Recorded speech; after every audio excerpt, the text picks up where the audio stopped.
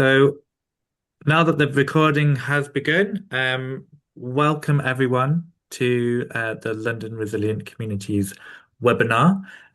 We'll be talking today about an introduction to community scenario exercising. As always, Zoom etiquette applies, so please make sure that your mute is off when you're not talking. Please utilize the chat for introducing yourselves and asking any questions.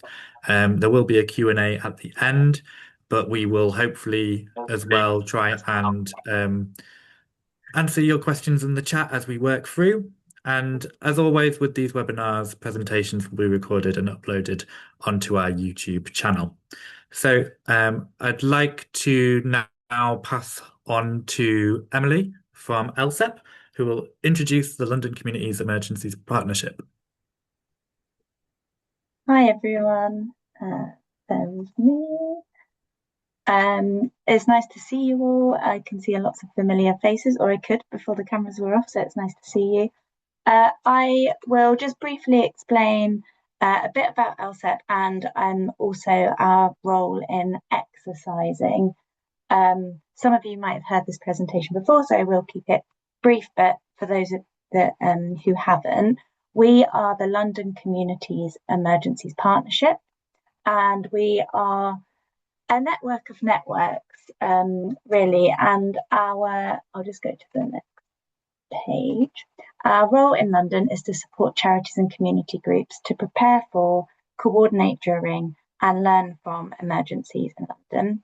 And often the first question is, what do you mean by emergencies? And it really is very broad. So it can be anything from the current heat waves that we have all been experiencing to fires or floods or terrorist or cyber attacks.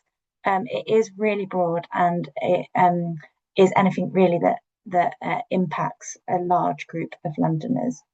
Our main aim is to ensure that Londoners are at the heart of emergency planning and response in the capital, and we do that personally through voluntary and community sector organisations, although we work really closely with partners that support faith groups and also equalities groups, and together we all support the community resilience system across London.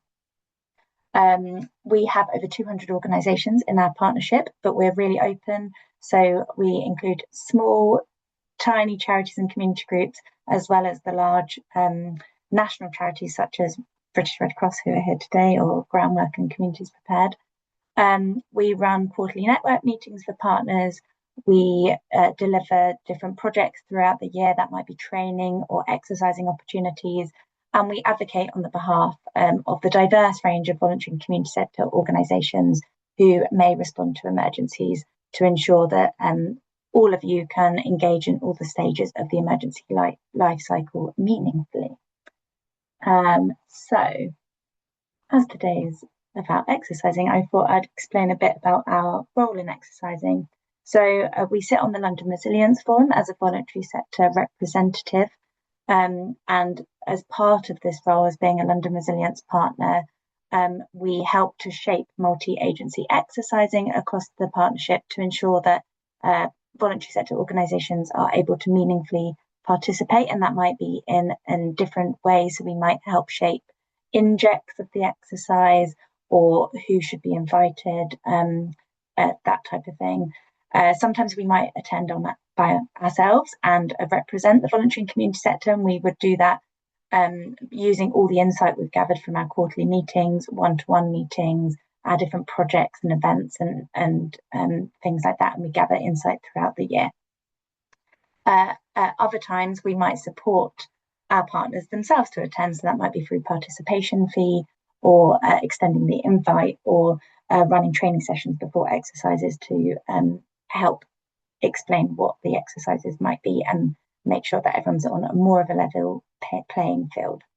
And other times we may run projects to support organisations to run their own exercises. And I thought I'd just highlight the brilliant, what you can get out of doing your own exercises. So we recently ran a capabilities project, it was called. So it was a train the trainer model. So our colleagues that are on this call helped run a train the trainer exercise, and then 20 different voluntary sector organisations across London delivered their own exercises. Often actually exercises can be quite risk agnostic, so it doesn't always matter what you're exercising, but you can get really similar results and some of the same things out of the exercise. So 50% of our partners delivered hate crime exercise, but others did things like climate risk. And some of the feedback we got was that 94% of the facilitators felt that delivering the exercise made a meaningful difference. 91% of the partners, so that's not just the facilitators, but those that took part as well, made new connections, which is brilliant. 89% said exercising helped them think differently about who was most affected in emergencies and why. 85% felt more confident in preparing and responding to emergencies, and the same, so 85% also said they were more likely to support their communities. So yeah, I thought that was a really brilliant outcome. It's so brilliant that you're all here today. So now I'll put some links in the chat, and if anybody doesn't know about LSEP and would like to find out more, then I'd love to have a one-to-one chat with you outside of this. But for now, I will pass back to Jessie. Thank you, Emily. I was a bit remiss of me earlier not to introduce myself. So my name is Jessie Noon and I work for Communities Prepared. So Communities Prepared is one of the partners alongside LSEP and the British Red Cross on the London Resilient Communities Programme. So the London Resilient Communities Programme is a flagship programme aiming to help the capital's voluntary, community, and faith sectors be more resilient in the face of emergencies. And we've been doing that by encouraging people to make community emergencies plans and become community resilient hubs. And so we've been doing that through various means. We've got free monthly webinars, which you obviously know about because you're here in one. And we've got lots of free online resources as well. If you haven't already signed up to the program, after I've stopped talking, I'll pop a couple of links in the chat for you so you can sign up to make sure that you aren't missing out. And Emily, if you could go to the next slide. Our next webinar, which is the last in the series, is all about looking at international practice lessons from around the world. So we are going to be joined by Jo Healy, who's a senior associate at BECA, Beckett in New Zealand. And she'll be sharing insights from her work on community vulnerability and adaptation. She's been doing some amazing work over in New Zealand. I was very fortunate to be in a meeting as she was talking all about it. So I'm very excited for her to come and share what she is up to with you all. Could you go to the next slide, please, Emily?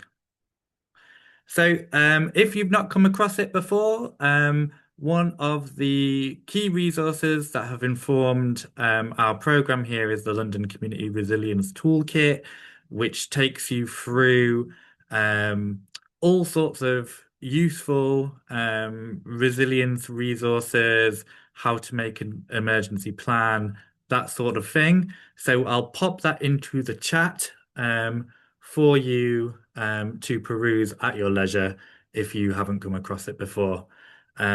Next slide.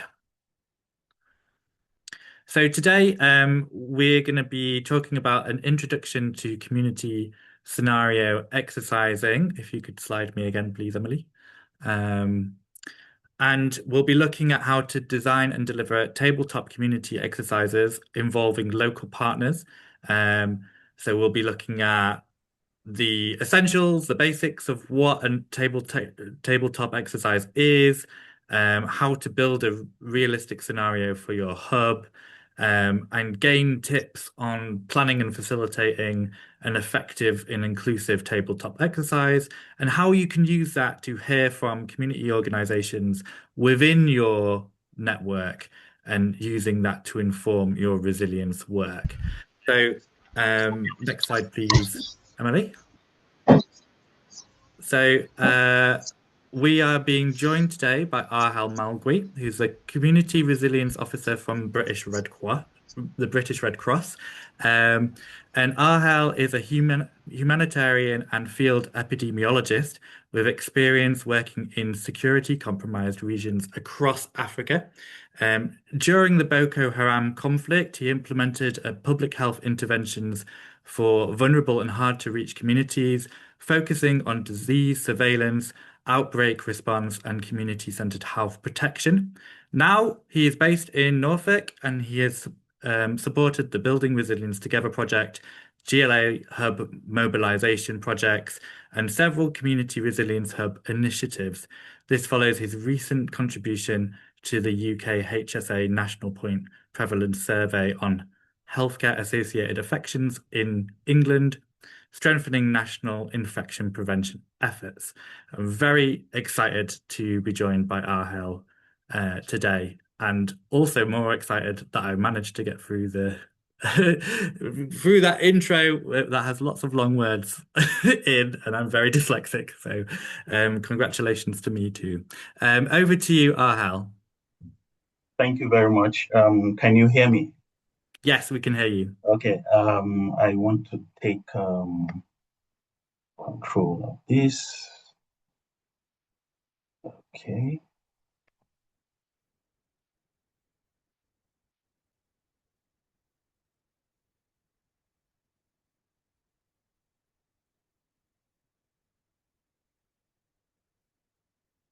Sorry, trying to share my screen. Sorry. We can see it. I think you just need to go onto presenter mode. Yeah.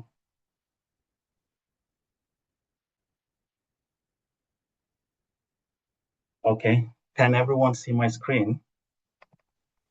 Yeah, we can see you.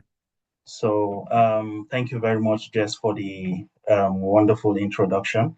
I will be taking us through the next bit of this.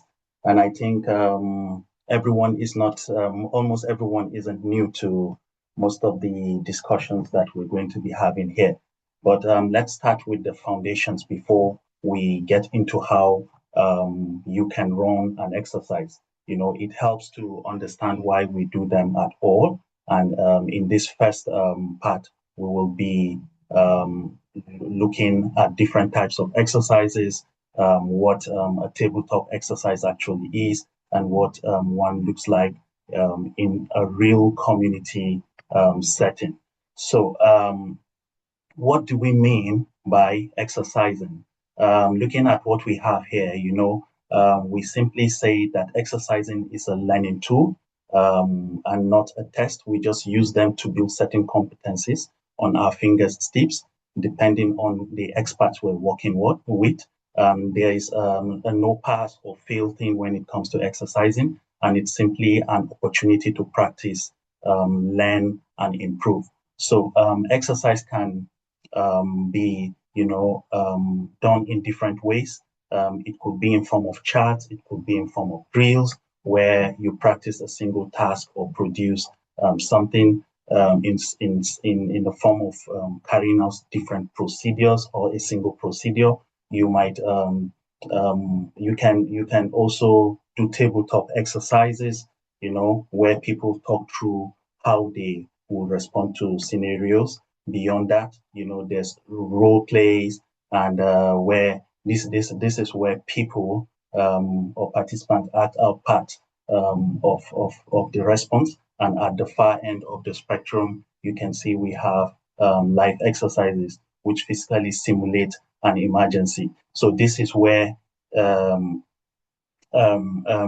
people come together and act as it is in real life. So, but today we'll be dwelling more on tabletop exercise because they are accessible, low cost, and can be run almost anywhere. Very easy to go about doing this.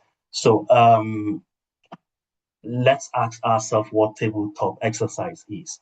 It is simply, a guide or a guided discussion that builds around an emergency scenario. No equipment is needed, no acting, no specific venue needed, just a group of people talking through what they would do with regards a problem that is facing them. I think I will like to ask us, but you can just type in the chat your experience, if you have ever done any or participated in any tabletop exercise. Just put down in the chat how it went and your experience around it, just for us to share learnings and see what other people have. But just to wrap this part up is just for us to remember that tabletop exercise helps you to test how you communicate, explore who does what, get familiar with your plan, and build stronger links with local partners. Here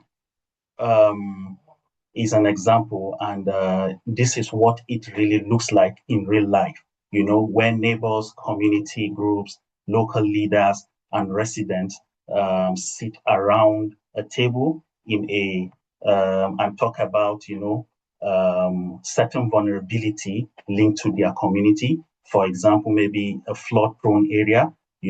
There were in this kind of setting, there were no technical expert leading the discussion, but instead the people who know the community will come together, best explore how they could or would respond to emergencies like flooding, as well as other local challenges such as loneliness, rising costs, and misinformations within communities, which is very common.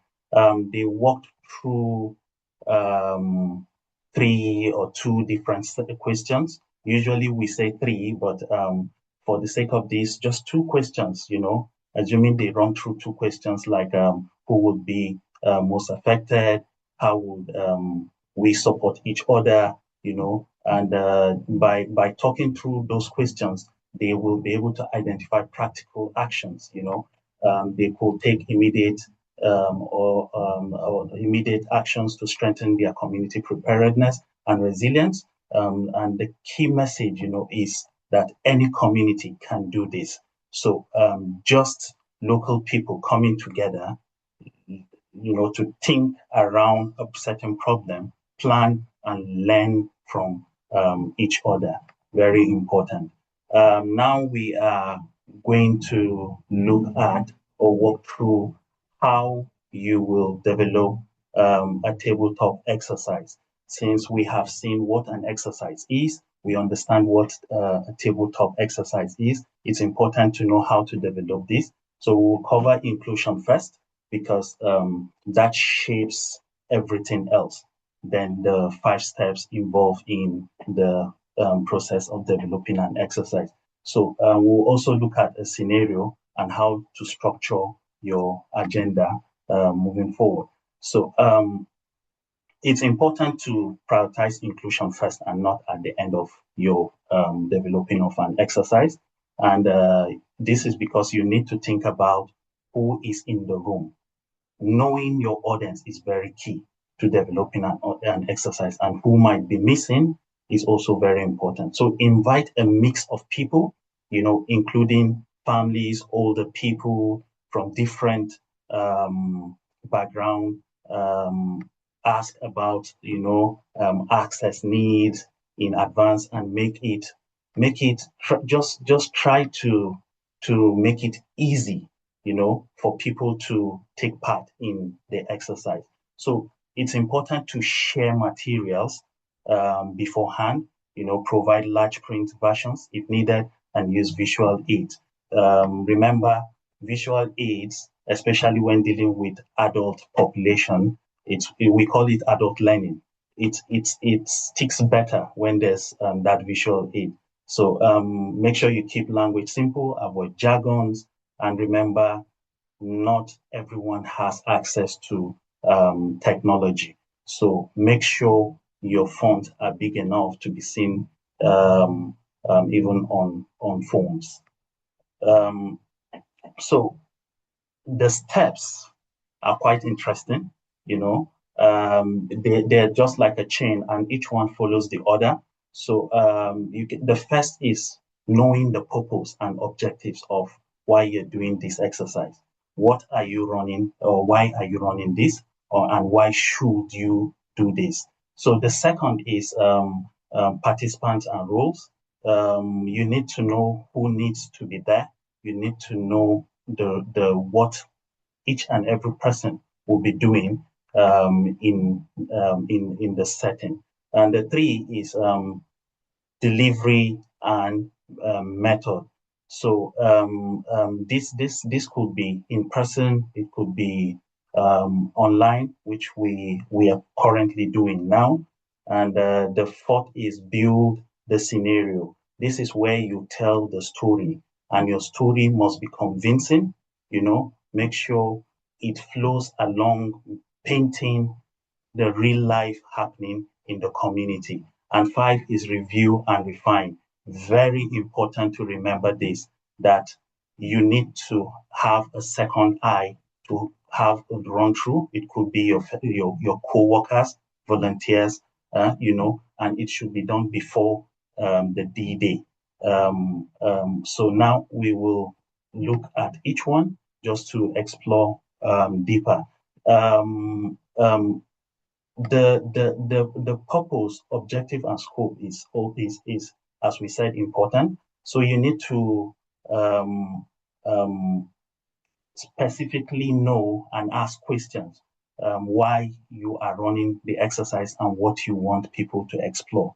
A clear purpose will help you, keep the discussion focused and set a few objectives which could be useful, to improve communication, coordination, decision making, or identifying those most at risk. Then agree some simple ground rules.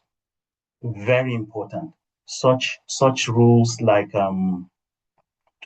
such rules like the common one is no blames. You don't have to blame anyone. No answer is wrong and all that. So relating this back to our earlier flood exercise example, the purpose was to explore how communities will respond to flooding alongside challenges such as loneliness, as we mentioned, rising living costs, and misinformation. So the objective included identifying community strengths, local resources, and support networks for those who may need help, because there's always that group that needs help. This picture speaks a lot about what we mentioned for step 2, that is the participant and their roles. You can see that there are roles allocated per head within the people around this table, and you can see the diversity we have within that group. So participants are meant to answer questions and work out what their group or organization will do, and aim for a mix of staff, as we mentioned. Bring in volunteers, very important, because volunteers are people that we leverage on. They are the strength.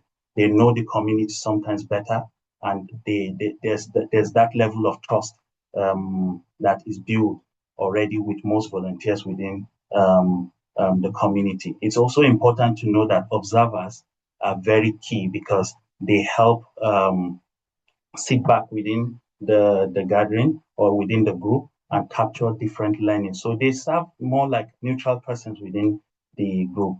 And the facilitators that we tag as the pilot or the compass of the discussion. So they are there to guide the conversation without really directing it, but to guide. So the wider the mix of the people, the more realistic your learning will be during an exercise. Important that choosing what your delivery method will be is key.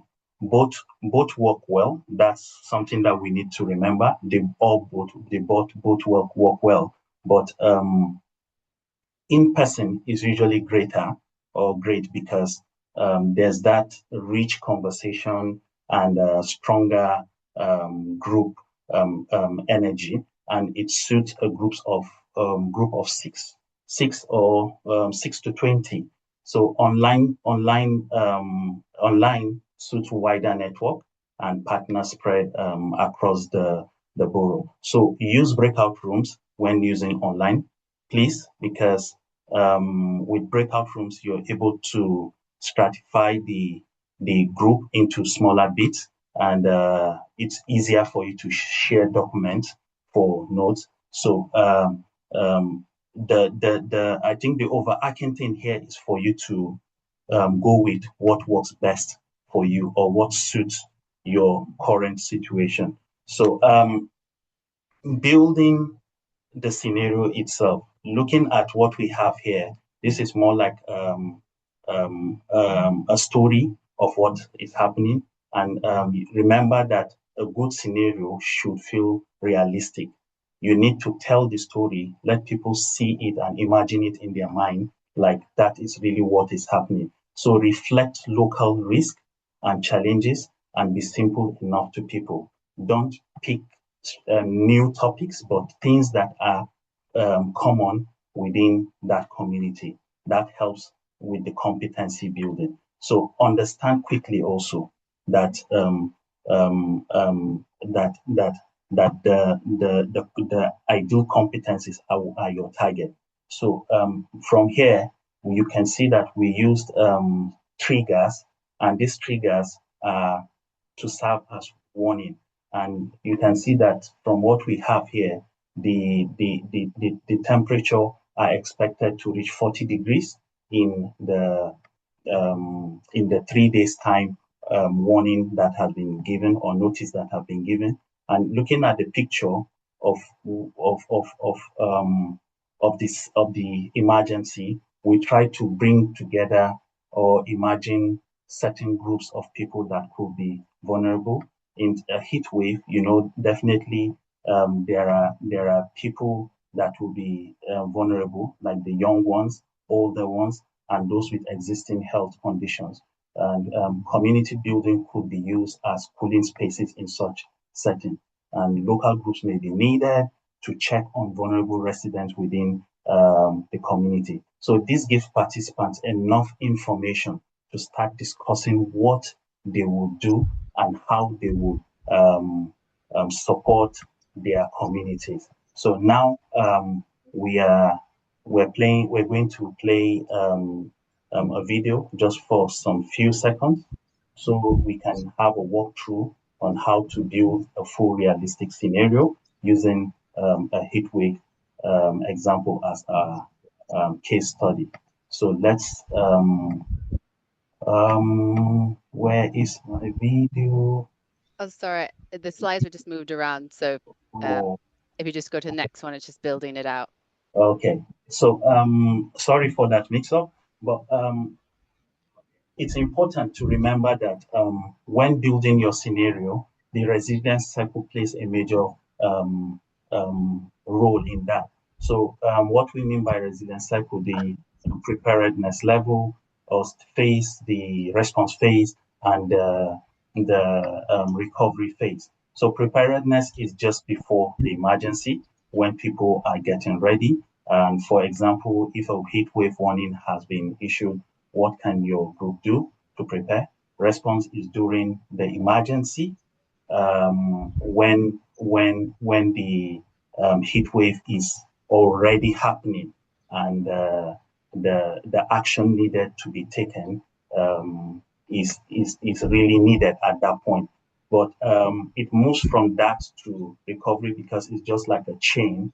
One depends on the other, where during recovery, that's just after the emergency and when the heat wave is already going down, or everything is normalized. So each phase creates different discussions, helping you get the most out of a single scenario. You can also make your scenario more realistic by adding challenges.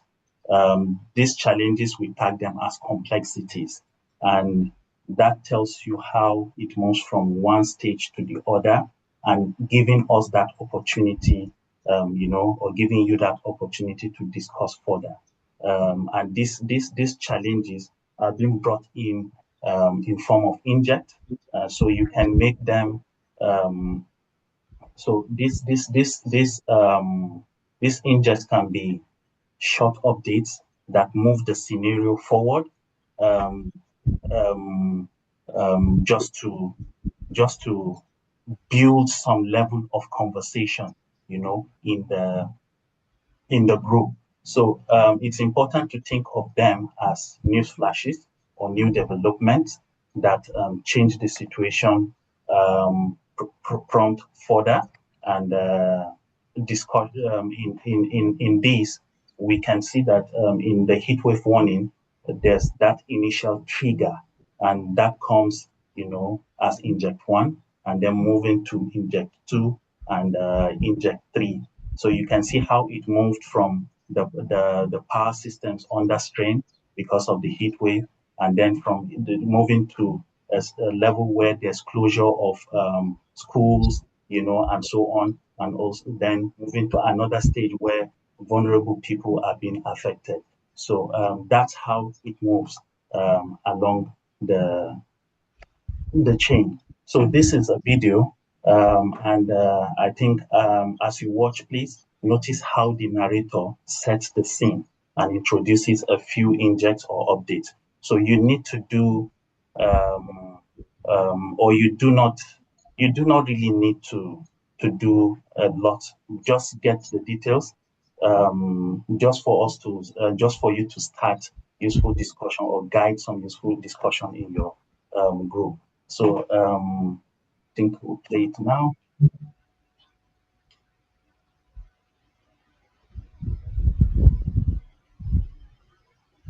I don't think the sound is working. Oh.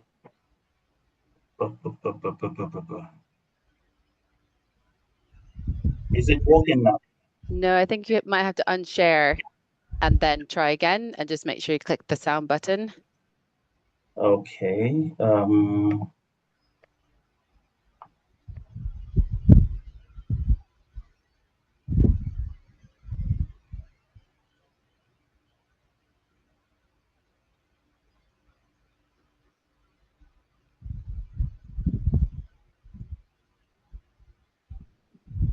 Okay, can you see my screen now?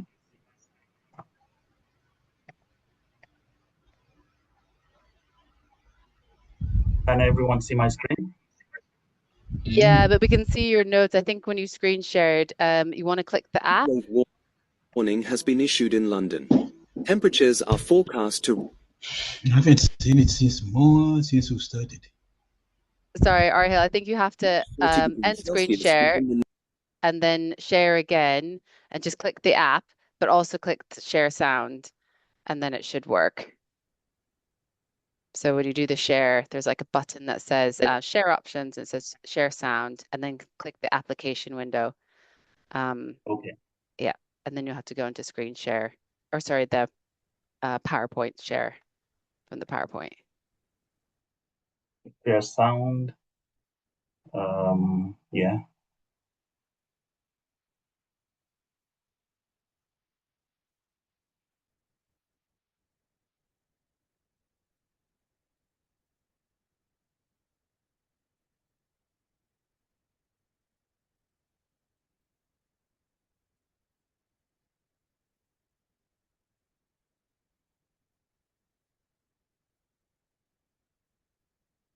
'72 hours. Local residents face significant risks, especially older adults, young children, and people with health conditions.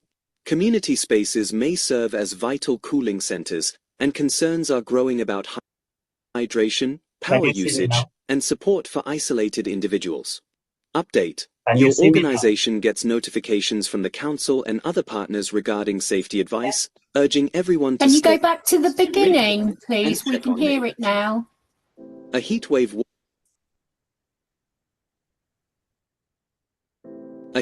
warning you has hear me been now? issued in London. Temperatures are forecast to reach 40 degrees Celsius within the next 72 hours.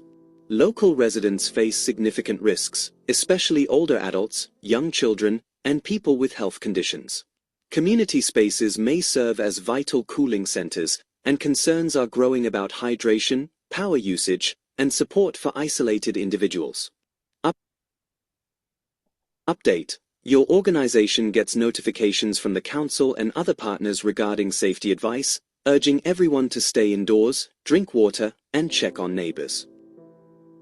A second update arrives. Meteorologists predict the heat could last longer than expected, straining power supplies.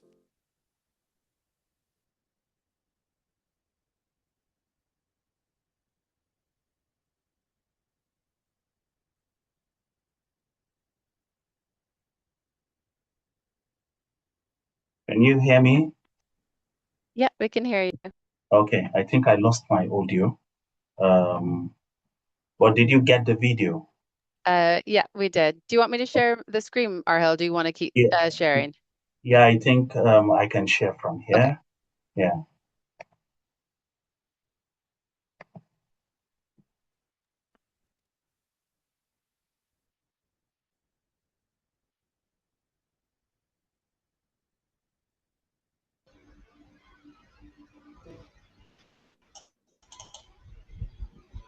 Okay, so thank you for watching. Hello, can everyone hear me? Yes. Okay, so thank you for that. So the video is just a quick run through of what we've been discussing around the preparedness phase, response, and also recovery during the heat wave exercise. So it's important to remember that you need to structure your exercise agenda as you develop that. And it's key to give timing, which is usually 20 to 30 minutes for your welcome and briefing. And during your briefing, you need to explain your scenario objectives, roles and responsibilities, and exercise rules. So you move to the core exercise itself, where it usually takes 90 to 60 to 90 minutes or more, depending on what the exercise is. And this is where you read through each scenario phase from what we saw in the video with the participants, and giving them like 10 to 15 minutes to discuss each phase to explore individuals' views around that. So after that, you have some minutes to discuss, and answer key questions. The questions are usually, we try to limit questions within 2 to 3 questions, just to guide and quickly wrap up certain discussions. So the briefing is key, and this is usually at the end of the core exercise, where it takes 30 to 60 minutes, where lessons are being captured, a group reflect on what they discussed, and that's usually an opportunity where people learn from one another, because people come up with different views to talk about what went well, the challenges, and what can be improved. So the last phase, which is the review and refine, is one area where after developing your exercise, you need to share with colleagues and other people you're working with, to have a second eye, just to look through what you've done. You need to ask them 3 key questions when you share, like, does the story, really make sense? Because you need to do things that are initiated or triggered by the felt need of your community. And also you need to ask questions around are the questions clear? Because there are, for each phase, you ask questions. So you need clarity. Simple, the questions have to be smart. And then are the timing realistic? So you don't keep people for too long and make it very boring. We feel we need to mention some of the some additional tips, that you need for exercise planning. And for every exercise that you develop or you intend to do, you need to send your briefing and explain rules ahead of time, so so that it doesn't bring about confusion and some level of disagreement during the core exercise. So you need to bring your facilitators ahead of time, talk to them about that, plan that it will take you within 2 to 3 hours to wrap up, arrange consent and evaluation, because you don't just go start taking photos of people without consent. So you need to keep ethics in place and prioritize that. So remember that for every exercising that you do, it's an avenue or an opportunity for people to network and build relationships. So we've been talking about the formal way of doing tabletop exercise. So let's tilt a bit towards an informal way. The picture here is a real life picture where people came together in a community in the field, to discuss things around the community during a park cleanup. They talked about why blocked drains flood the estate and what would help people and local wildlife when heavy rain hits them. So this is just an example of people coming together, not necessarily having a hall or not necessarily coming online. You can informally come together, set a table, ask questions about communities, and that itself is an exercise in an informal way. So it's important to now know that there's need to deliver. And for you to deliver your exercise, you need to select, as we mentioned earlier. And these are not exhaustive. We try to just compress a bit of it. But for an in-person delivery, you don't the space should be big enough to accommodate the number of people. In order to avoid congestion, you have to hear each other clearly, as you use the space, and there should be a circle or horseshoe setting. This is because people need to see each other and also communicate freely with each other. And it usually gives you that opportunity, to use things like flip charts so people can have direct view at the flip chart, use scenario sheets, take pictures, consent, and it's easy to bring in or bring together feedbacks from facilitators and other people.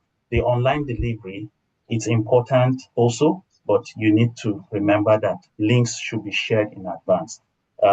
Check your capacity and duration when it comes to the tool we are using. Practice breakout rooms right before time, and also encourage that participation is key. So everyone should be pushed in a way politely to participate and that's where facilitation skills comes in. So facilitation here is all talking about you guiding and not you leading the whole process. So you need to hold the space intact.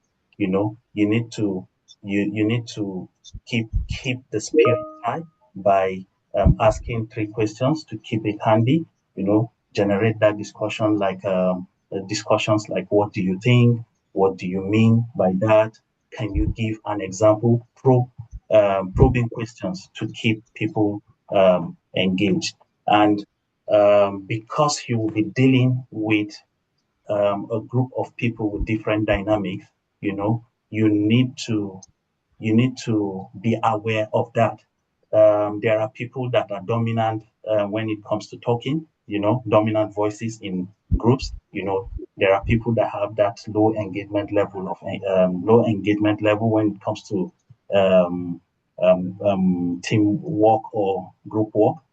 There's that shallow answers, running late and all that. So you need to understand the dynamics of people in order to flow along. So for you to handle all this, you need to set ground rules early to say to let people understand that people's opinions should be respected, encourage all voices, rotate spokesperson among groups, keep discussion focused, especially when it's tilting towards or out of the topic of or subject matter, and then address unhelpful language. So it's important also to remember people need to be safe. People must have experienced different kind of emergencies that have left them traumatized in the past. And so if your exercise triggers any form of emotion, try to accommodate people, allow people to step out or take breaks where needed. That will give people the confidence to confidently contribute to ongoing discussion. So that's because by so doing, you're more like respecting confidentiality, and people are sure that you are checking their well-being. So in the whole long run, exercising itself is all about people learning from each other. So for every exercise, there's a learning opportunity, and this is where the feedbacks gathered from discussion and the debrief plays a major role. So never forget or don't forget to gather feedbacks, and don't forget to do a debrief at the end of an exercise, because this will help you update your plans and also update future scenarios and materials that you will be using moving forward. So make sure you record your lessons and actions and review them from time to time. It could be a routine for you. So thank you very much. I will hand over to Raj to take over from here. Thank you. Raj? Yes, I'm here. Thank you. I help. So I am going to talk about community resilience in Brent. So can we skip to the next slide, please? Thank you.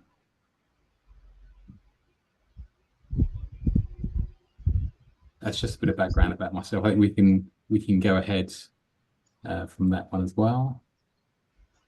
So just to give you a bit of perspective, so I know we've talked about heat waves on this call already. I mean, I don't know if some of you saw the news this morning. I was having a look, and it's quite interesting that they said that there are an estimated 2,877 heat-related deaths during the May and June heat waves, which is quite extraordinary when you think this doesn't actually include July. We often talk about winter flu deaths, don't we? But actually, something like this causes immense pain and suffering, particularly for elderly people or people in care homes. So, Citizens Advice Brent, we are part of the Brent Resilience community. A few weeks ago, we attended a really good tabletop exercise which took place. And I'll just talk a bit about that exercise, actually, because it was really interesting. So, as part of that, it was I'll describe it as a multi-agency tabletop resilience exercise, which was focused on strengthening resilience across Brent. In fact, in the local authority, they have a resilience team made up of a few individuals. And when I arrived at the civic, There were about 40 people in the room. It's absolutely fantastic. So the exercise brought together partners from across the public sector, the voluntary sector, emergency services. They were all brought together to sort of work on these sort of exercises together. And it provided a really good opportunity to test existing plans, identify strengths and gaps in our collective response, explore how organisations would communicate, share resources, and coordinate decision-making during a major incident. So what we did, we looked at different scenarios like flooding, for example, terrorist attack, fire, pandemic. So there were different groups working on different exercises. And I think what the exercise actually reinforced was the importance of strong local partnerships, very clear governance, effective communication, and understanding the respective roles and responsibilities of different organisations. And it also highlighted the value of learning from different perspectives and identify practical actions to improve our preparedness and resilience for future emergencies. And I'd say, when I look back in terms of what it achieved, I think it strengthened the relationships that may not have been there before between different partner organisations before a real incident occurs. But it also tested things like business continuity and emergency response arrangements and a safe environment, I think, as Arhel's pointed out. It also highlighted the importance of protecting vulnerable residents during emergencies and also the need to reach out to underrepresented groups. And that's really, really important as well. We think we know who the groups are in different boroughs and sometimes we don't, or particular people within a particular community they might gravitate towards certain community leaders or faith leaders, and it's really important to make sure that they are in the loop when it comes to these sorts of things. The table-talk exercise also explored how information we shared quickly and accurately between agencies. It identified opportunities to improve local resilience plans and partnership working. It also encouraged participants to think strategically while making decisions under pressure. And it demonstrated the important role that voluntary and community organisations, such as Citizens Advice Brent, can play in supporting residents before, during and after an emergency. Now, that was a few weeks ago. And then yesterday, I also attended another meeting, and this was really interesting because there were quite a few people on the call. And we looked at a scenario involving what might happen in terms of mass evacuation from Brent.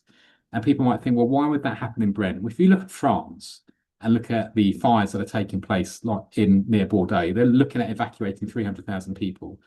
What could happen in the UK or in London, and not to alarm you, of course, is that because the UK supports Ukraine, of course, in this war against Russia, Russia might consider the UK to be a legitimate target. So, of course, something could happen. And if something does happen, what it also means, of course, is that, something could happen per borough in Westminster, Brent, Camden, wherever it might be. And so agencies need to work together to try and coordinate, a situation that might arise. And in Brent, interestingly, there are only provisions for only 200 bed spaces. So that's it. So these things are really, really important. I think sometimes people don't recognise that, anything could happen at any point. We had the pandemic a few years ago, didn't we? No one was expecting that. So, okay. So just going back to this particular point here in terms of why heat waves matter, I think as I just got it on the slide there, summer deaths now almost comparable to severe winter flu seasons. Really, really tricky, I think, for individuals. We know that the climate is changing, it's causing extreme heat, and it's really important in terms of the work we do in Brent and in London that we address heat as well as winter pressures. We can go to the next slide, please. So what we did during July, we're still in July, of course, we opened our reception as a cool space during the heat wave. We have contacts with about 15,000 individuals each year. So we offered water, there's seating there, some respite, really important for those with disabilities or people who are older.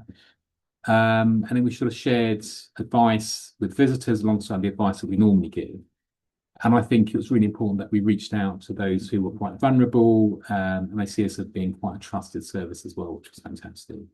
We can go to the next slide, please. So we've been around since 1939, longer than the NHS, in fact, which was formed in 1948. We're seen as a trusted frontline organisation, but of course we can't do things alone. It's really important that we work in partnership with organisations like the local authority, the NHS, CVS, Brent, and really good partners across the borough. And what we recognise in terms of resilience is that early advice prevents crisis, whether it's to do with resilience or other matters. That's really, really important, and being proactive. Can we go to the next slide, please? And I think some of the key messages that we started to work on was that heat resilience, not just in London, but certainly in Northwest London, is a public health priority. That's really important. That we were able to rapidly adapt services if need be, and partnership working builds borough resilience. And I don't know if you ever go to a hospital, we've all been to hospitals, haven't we, to see a loved one. Walk into a hospital, walk into a ward, and it's absolutely boiling, right? I think you recognise that they've got the heating, they've got the heating on in summer. You can imagine when there's a heat wave on as well, it can be even more and more difficult for patients. So, and I think that's also probably contributing to some of the issues that we're seeing across the capital as well. If we can go to the next slide, please. So this was our sort of social media. So we have a Marcoms person that we employ externally. So we were putting together some stuff, and it was really helpful to see the stuff coming out from you guys as well. So we sort of used that as a bit of a basis for some of the messages that we're putting out there. But you can see things there. We're talking about, reducing the risk of wildlife fires, avoiding the sun between certain times, following water safety guidance, talking about the fact there was an amber heat health alert, and when it started and when it finished, and just the need to check on people as well. That's really, really important, and following NHS guidance. So we're constantly putting stuff out on social media, which was important. Can we go to the next slide, please? So, what did we learn? I think the important thing was, when we first took part in this project with all of you, what was really great was that we thought, we're not alone on this. We are part of a really amazing network across the capital, but it's really important to scan the radar, to check what else is going on out there, not to necessarily try and do things yourself, adapt very quickly, and of course, update the plan. We assume that all of our plans are, really, really good, but actually you learn as you go along. I think it's like anything, isn't it? And when we all look back just 6 years ago to the pandemic, like I said, no one was expecting that. We got through it, didn't we? Because people showed an amazing degree of resilience, and there was great community spirit. But it's also important not to forget about something like that. And now we've got a bit of a heat wave crisis, 4th heat wave this summer, and we haven't even reached August.